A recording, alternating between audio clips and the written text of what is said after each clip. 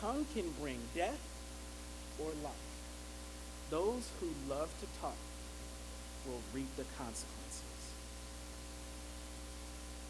And one more time, the tongue can bring death or life. Those who love to talk will reap its consequences.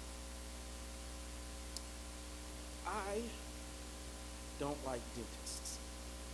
Not the people, but the experience.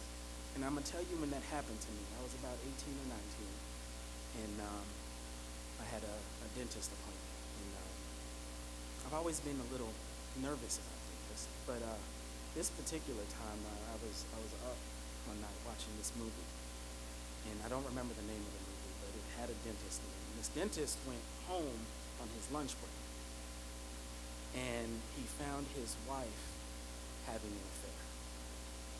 And so he left and went back to work and didn't say anything to anyone. And then all of a sudden, he started seeing cavities on the bed. And so his next patient, that came in, he saw several cavities, and he just started drilling. And he, drilled down to the gum. And when the person, started screaming in pain, he apologized. And then the next person came in, and he started seeing cavities. And by the end of the movie, he had killed several patients and all of his staff. That was scary for me.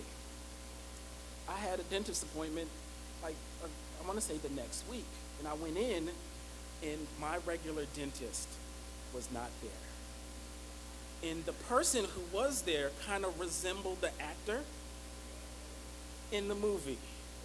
All of a sudden, I had something to do, and I had to reschedule my appointment, and I apologized, and I walked out of there.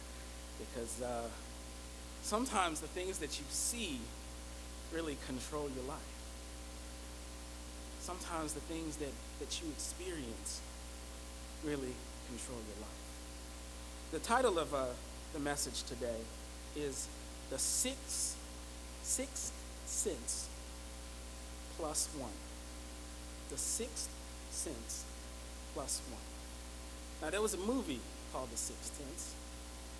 Now, if there's anybody who hasn't seen that movie, I apologize. I am going to mess it up for you today. In the movie, The Sixth Sense, there's this little boy who has this extra sense, okay? And so you have your sight, and everything that you see and it registers to your brain. You have your taste buds, and the front of the tongue tastes sugar, which is why we tend to like sugar first. And then the back of the tongue, registers different things, and it goes to the brain.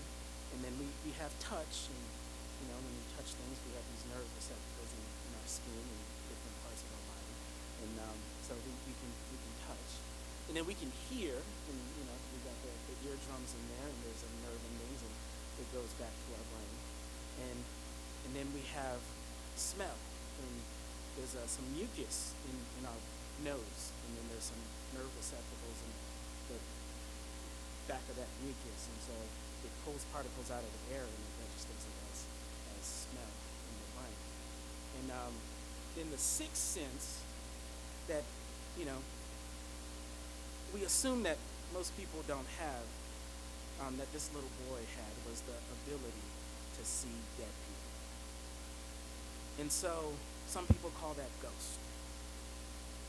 And he could see these ghosts, and he could see the dead people, and he could have conversations with them. And some of them were still in their broken form. So if somebody was in a car accident and they were mutilated in a car accident, he would see them that way.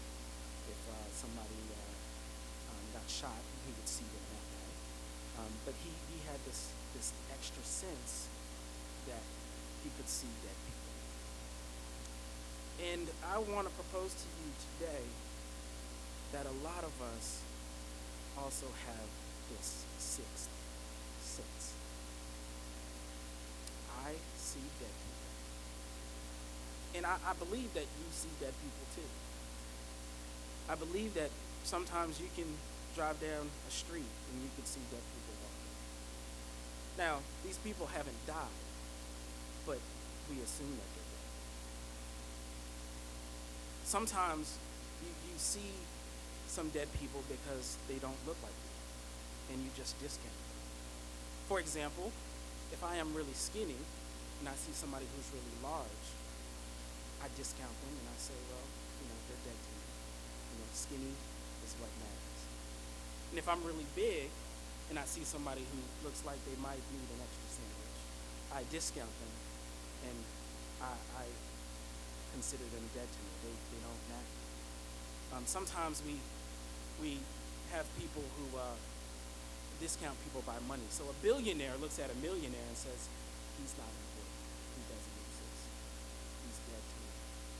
A millionaire looks at a thousandaire and says, oh, they're not important. They don't have very much money. They're dead to me. A thousandaire may look at a hundredaire. A hundredaire may look at a $10 heir. Have you ever had like 3 $10 bills in your wallet and that's all you had at that time? You have become a $10 heir. A $10 heir may look at that person who doesn't have any money and says, well, at least I'm better than them. They are dead to me. Sometimes we discount people because of the clothes they have.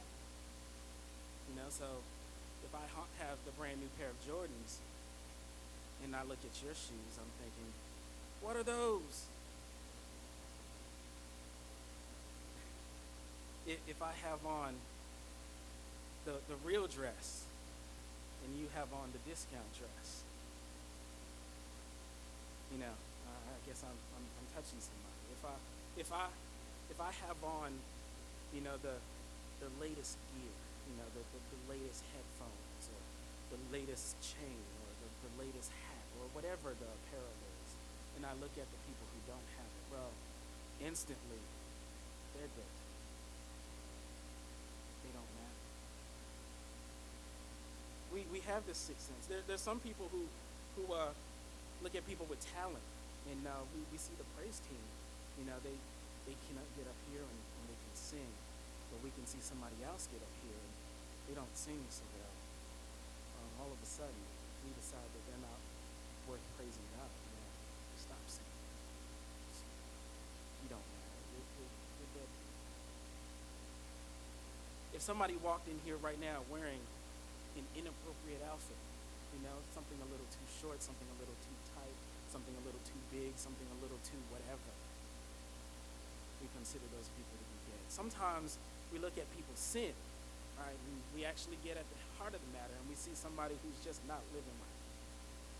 They might drink, they might smoke, they might club, they might whatever. They might have different men or different women and we consider them dead. Y'all recognize what I'm talking about?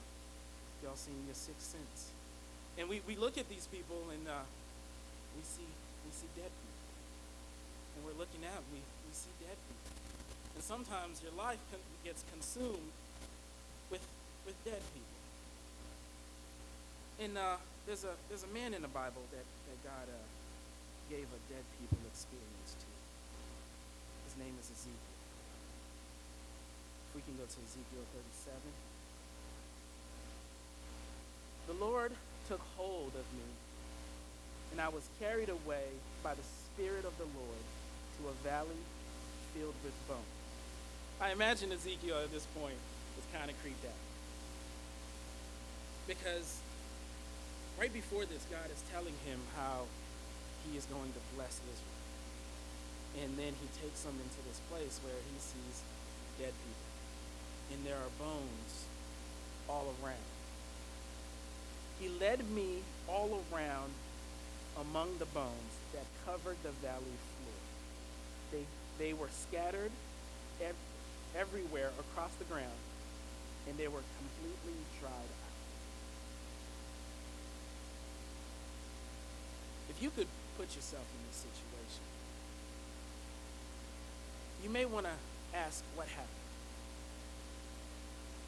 Here is a place where there's a bunch of people, a bunch of dead bodies, a bunch of bones that have been dead for a while. I imagine the birds came down and, they ate what they were going to. The worms ate what they were going to. And all that is left are these bones, and they are dry.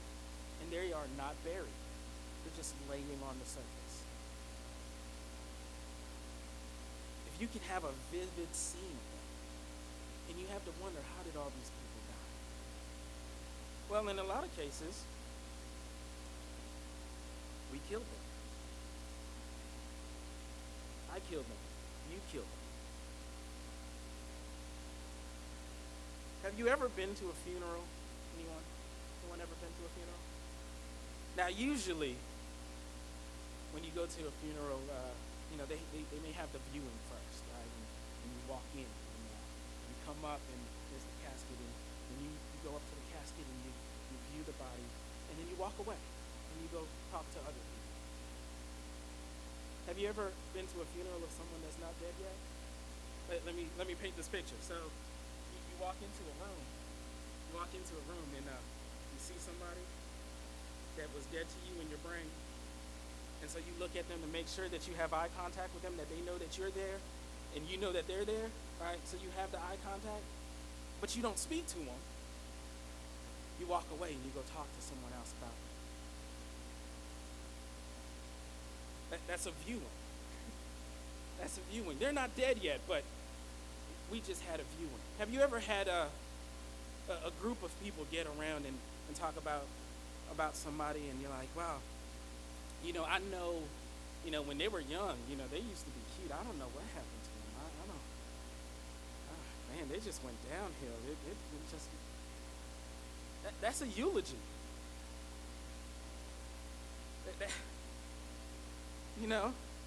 Man, when, back in the day, we were tight, but, ever since they started messing with those drugs, I just see them, they're not going to make it much longer. You are performing your eulogy. You are attending a funeral of someone who isn't dead yet. How did those bodies end up there? Well, we killed them. We killed them. And sometimes in this movie, the whole time the little boy is talking to this man who is his counselor. And the little boy says sometimes the people don't know that they're dead. They're just walking around, and they don't even know. They're walking around as if they are still alive, but they don't know that they're dead yet. And here we are in real life, we're attending people's funerals. We're speaking at their eulogies. We dismiss them in our mind. And we convince ourselves that they don't exist. Have you ever walked into a room and, you were fine until somebody else walked in, and then you became real uncomfortable? I imagine that, there's people that talk about, a body in a casket sitting up would make everybody uncomfortable. I imagine that's a similar feeling when that person walks into the room, and it could even be at church sometimes. There might be somebody, that walks into this door right now, and then all of a sudden the hairs on the back of your head would stand up and you would feel uncomfortable, as if they shouldn't be here, as if they shouldn't be able to sit up or to walk in, because in your mind, you've already murdered them. Now, murder could be a strong word. And certainly we don't consider ourselves murderers. But what does the Bible say about it? Matthew 5:21 and 22. Matthew 5:21 and 22. You have heard that our ancestors were told, you must not murder. If you commit murder, you are subject to judgment. But I say, if you are even angry with someone, you are subject to judgment. I think the Bible just called our anger like murder. It continues, if you call someone an idiot, when you start calling people names, when you start calling people out of their name, you are in danger being brought to the court. And if you curse someone, you are in danger of the fires of hell. Have you ever cursed someone?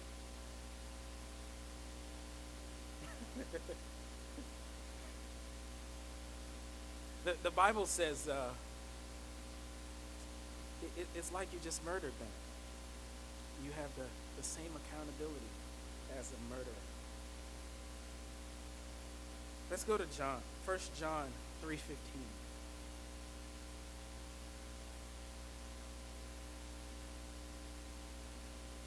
And as Moses lifted up the bronze snake on the pole in the wilderness, so the Son of Man must lift up, so that everyone who believes in him shall have eternal life. Can we go to 1 John?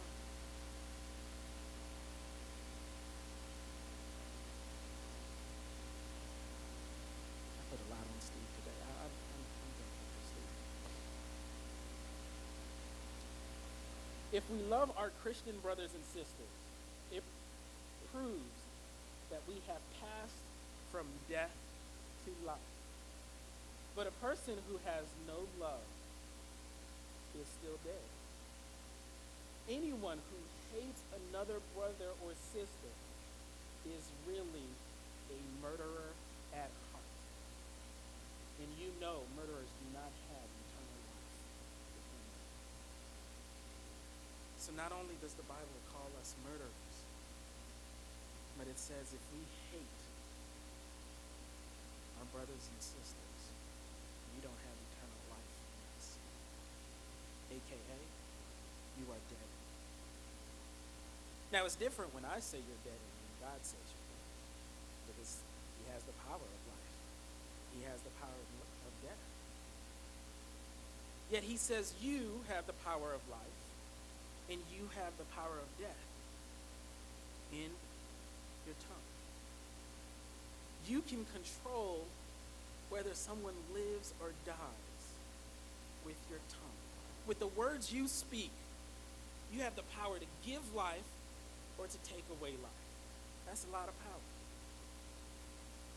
And so if you take away life, you're a murderer. If you give life, then you're a Christian. Then you have eternal life. The worst thing is, there are some people who speak death into themselves. When you look into the mirror and you criticize yourself. When you look into the mirror and you repeat what they have said about you. When you find things to pick at yourself for. Now, I'm not saying that you should think that you're perfect. But when you find ways to beat yourself up and you allow the devil to give you the words to say, you're guilty of suicide. You're killing yourself. Some people kill themselves by comparison.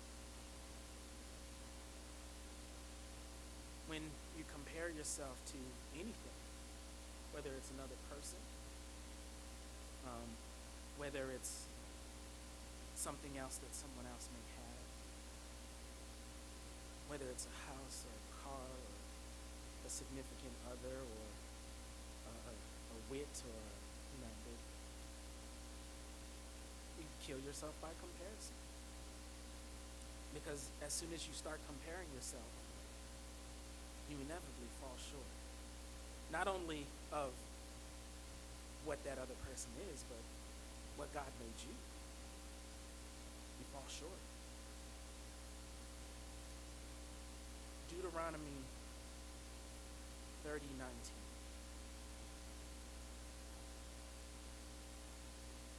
Today, I have given you the choice between life and death,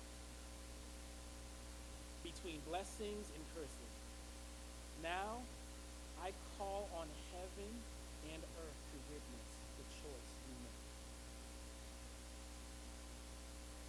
There's a lot of people watching their choices. All of heaven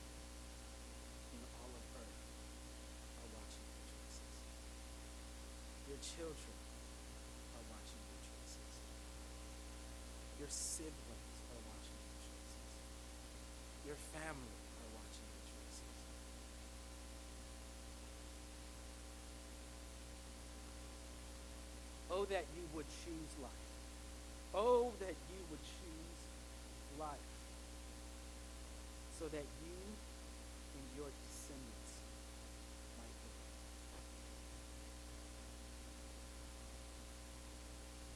Not too much happy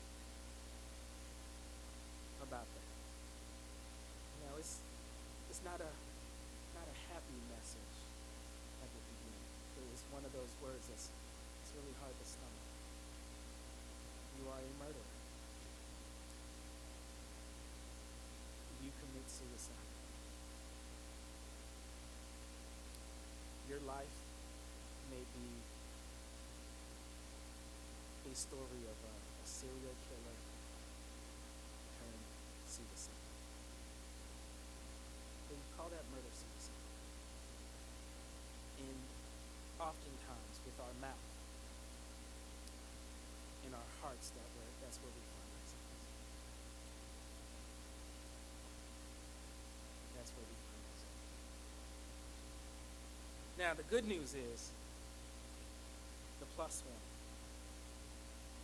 The plus one. I said 6 cents plus one. We can see that. But then there's a plus one. There's a 7 cents. And some people would argue there's a sense of humor. And that could be a sense. Some people would say common sense. And some people don't even have that. But the 7th sense is the sense of Jesus.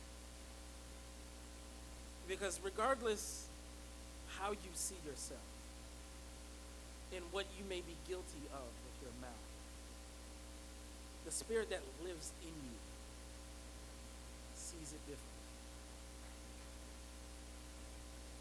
The God that lives in you has a 7th sense. And that 7th sense is the ability to see life. And Jesus asks us to do what he did, to choose life. To choose life. He died for our sins so that we can have life, so that we may choose life. Let's look at Jesus in action. I love this story, and Steve went over it a couple of weeks ago. Jesus came, and there was the boy who had a demon. And the demon would throw him into the fire and throw him into the water because the demon was trying to kill him. And he had a father. And his father saw Jesus and said, maybe you can help me. And if you can help me, I want you to heal my son. The disciples couldn't do anything about it. But if you can, I want you to heal my son. This is in Mark 9:26. We'll go 9:26. Then the Spirit screamed out and threw the boy into another violent convulsion and left him. So Jesus went to the boy, and he asked the Spirit, get out of there. And just as he asked that, the Spirit threw him into another convulsion, a really violent convulsion, and then the Spirit left. And sometimes, right at the very end, the devil is trying to win. But what God has said about you is true. The demon has to leave. And then what you do next is important. What you do next is important. The boy appeared to be dead, and the people started speaking his eulogy. The people started to say, oh, he's dead. And I can imagine there's some people in that crowd that thought, well, Jesus should have just left him alone. He was better off before. Jesus should have just not said anything to that demon. But now the demon has left him, and he is dead. And so the murmurs ran through the crowd as the people said, he's dead. But that 7th sense kicked in. And Jesus took him by the hand and helped him to his feet. And he stood up. Jesus saw life. Everyone else was looking at death, and Jesus saw life. And he reached and he grabbed that dead body, and he said, you will have life. And the boy stood up. Jesus did it another time. in Matthew 9:23. When Jesus arrived at the official's home, he saw the noisy crowd and heard the funeral music. They're already playing the music, as we are often already playing the music for people. You see somebody headed down the wrong path, and you start playing their music. You see somebody not doing the things that you think they should do, and you start playing the funeral music. And Jesus saw life. And Jesus said, all of you guys, you have to get out. You all have to leave. You got to get out. I don't have room for the music. You can stop playing the music, play that somewhere else. She's only sleeping. The seventh sense kicked in, and he saw life. Can we go to 2024?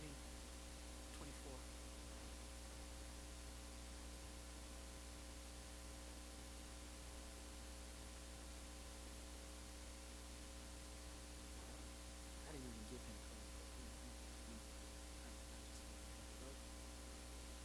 24. Jesus said, get out. The girl isn't dead. She is only asleep. But the crowd laughed. And I want to tell you, sometimes when you start speaking life into someone, there's other people that are going to laugh at you. When you start seeing life, when you start using your seventh sense, there are some people that are going to laugh at you. There are some people that are going to mock you. Matter of fact, there are some people that are going to start planning your funeral and put you in the same coffin with them. They're going to laugh. They're going to judge. They're going to criticize. They're going to try to convince you there is no life there. Might as well just go ahead and leave it alone, but your sixth sense can't stay your sixth sense. You got to go past that and get to the seventh sense where you can see life, where you can visualize life, when you can see them headed in the right direction. They might be going the wrong way right now, but you can see them turned around. Somebody had to do it for me. And I believe if you're here today, somebody had to do it for you. Because the truth is, all of us were dead at some point. But now we can talk about having life, and having life more abundantly. And that took the power of someone's seventh sense. It took the power of them having faith to be able to say, oh, he's not dead. Oh, he's only asleep. And when he wakes up to the truth, when he wakes up to a God, when he wakes up to the Spirit, oh, he will have life. He will have life. Let's go back to Ezekiel.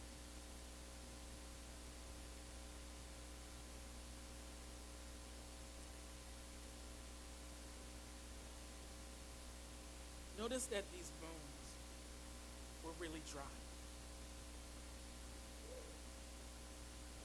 They've been dry for a while. There's no flesh. There is no sign of life. And I love the way God asks the questions. He says, Son of man, can these bones become living people again?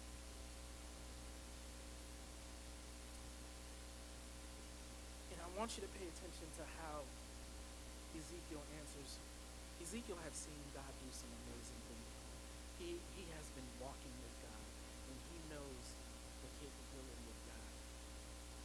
But at this point, he's not really sure that these dead, dry bones can have life. He's not positive.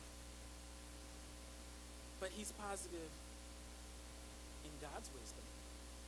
He's positive in God's knowledge. And he says, oh, sovereign Lord, you alone can answer that question.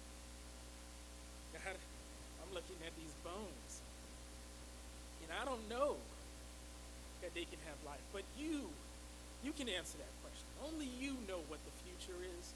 Only you know what can happen in this situation. And when I want to tell you another thing, sometimes, even when there's no sign of life, And even when you personally don't believe that there might be life there, when you can't see that positive outcome, when you can't see that child turning around, when you can't see that friend turning around, when you can't see that life coming back, believe in God. You don't have to believe that this person is capable. The truth is they're not capable, but God is. Believe in God. You don't know that this person can stop whatever it is that they're doing that's killing them, but believe in God. Because God knows the answer. Oh, sovereign. Only you know the answer to that question.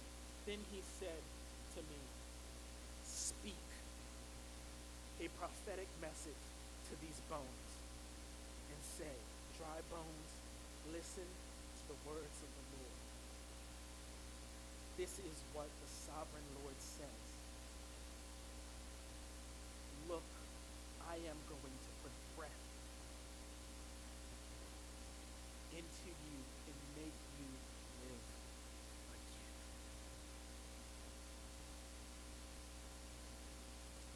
You can start prophesizing to your family members. You can start prophesizing to your children. You can start prophesizing to those people that you killed off in your mind. Those people that made you angry, those people that wrote you off, the people that said and did all type of things to you. You can start prophesizing on them and say, look, the sovereign Lord said, I will put breath back into you and make you live again.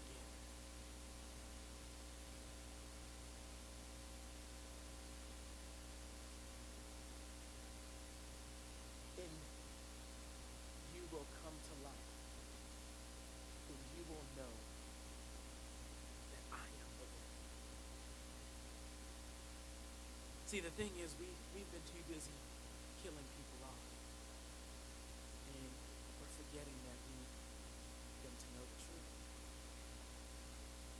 We're forgetting that we are ministers in our own right, that we are shepherds in our own right, that the people that you see that are dead, that it becomes your responsibility to speak life. It becomes your job to speak life, because God has given you your sixth sense for a reason. He's giving you the ability to see dead people so that you may speak life into them.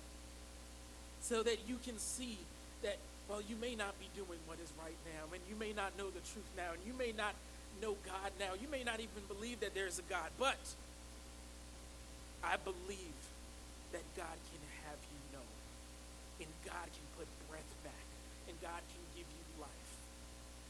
It is our job to speak it. The power of life and death is in the tongue.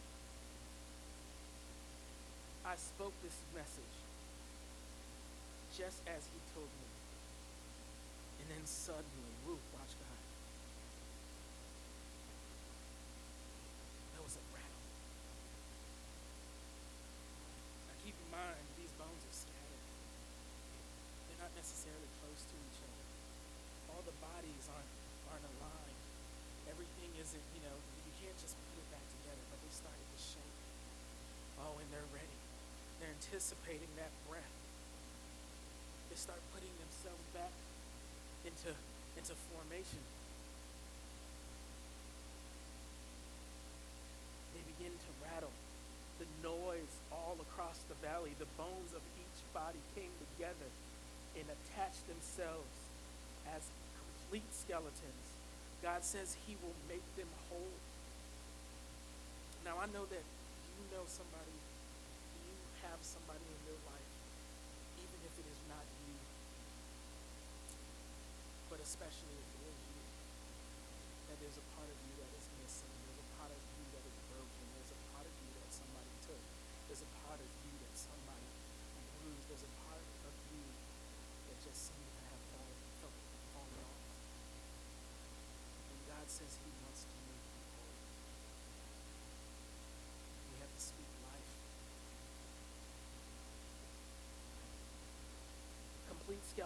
then as I watched, muscles and flesh formed over the bones, then skin formed to cover their bodies, but they still didn't have breath. They still didn't have breath.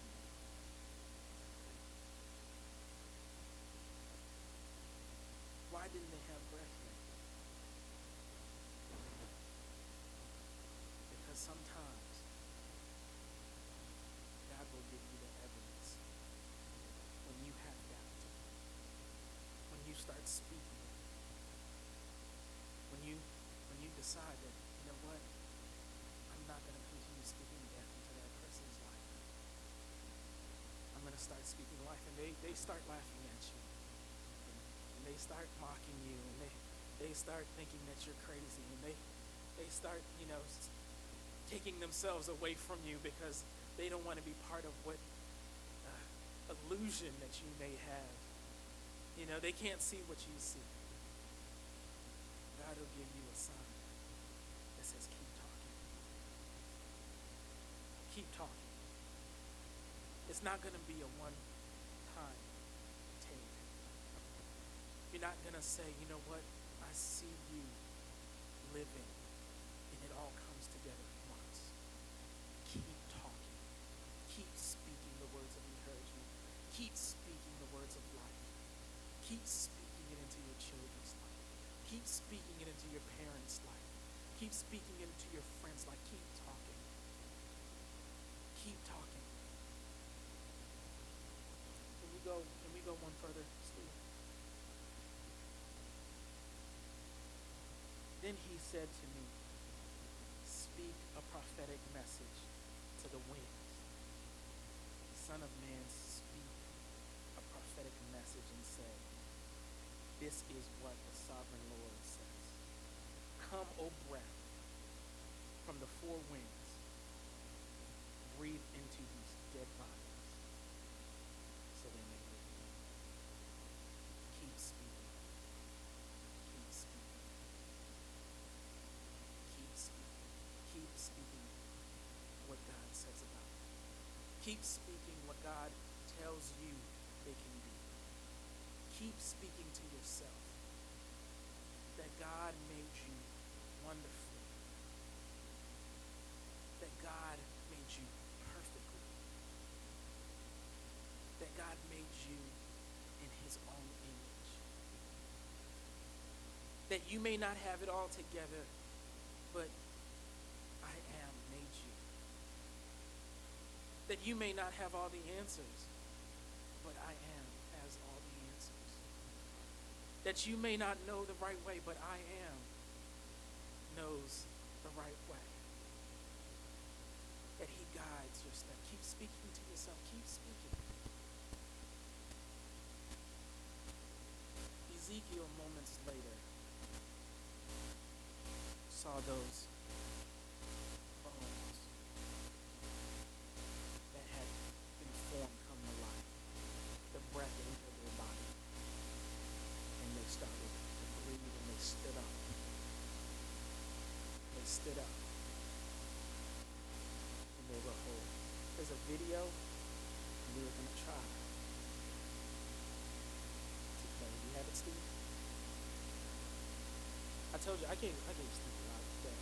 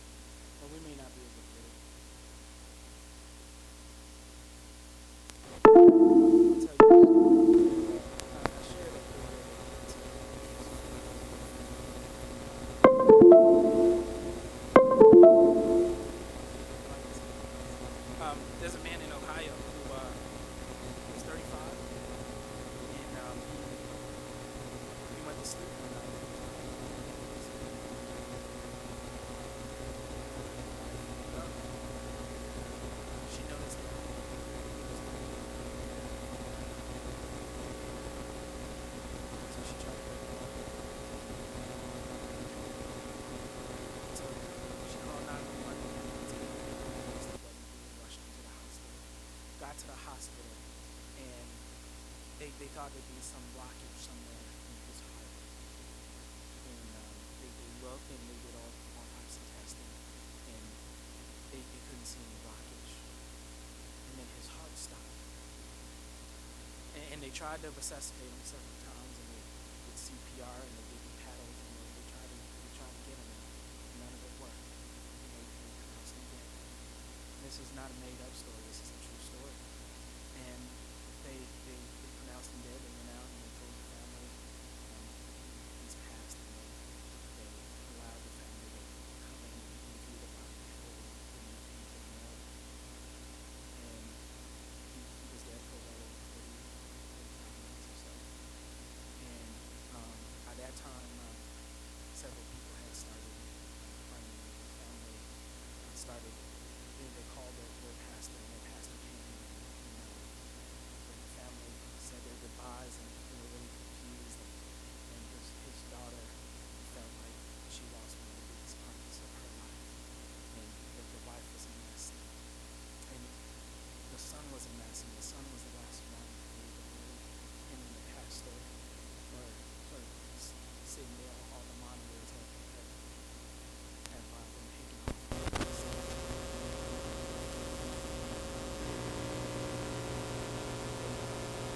The son was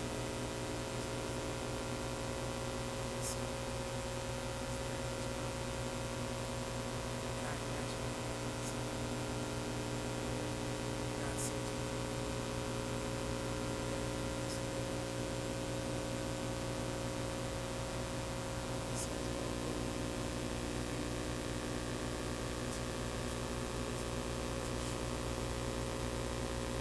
I believe that God, told him to speak life. And so he looked there at his dear father, and he said, "You are not dying today. You are not dying today." And nothing happened. And so he turned around and started to walk out of the room. And the minister that was in the room, getting ready to walk out with him, he says, "Wait a minute. That heart monitor just came back on. He has a pulse." They called the doctors. The doctors didn't understand. The doctors, there's no reason why the heart monitor should be working. Maybe there's something wrong with the heart monitor. So they checked him. No, he has a pulse. He has a pulse.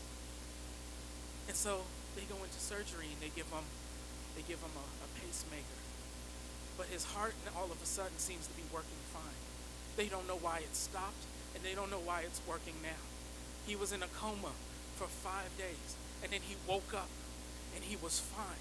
He was breathing fine, and his heart is fine. And there is no medical explanation for it.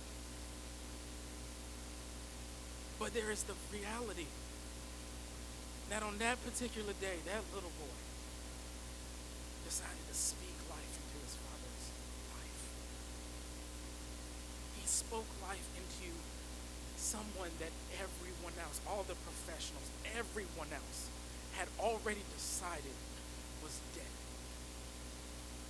and decided not to take part of that funeral, decided not to be that person at the eulogy. And he spoke life, and he said, "You are not dying today." And his father is still alive.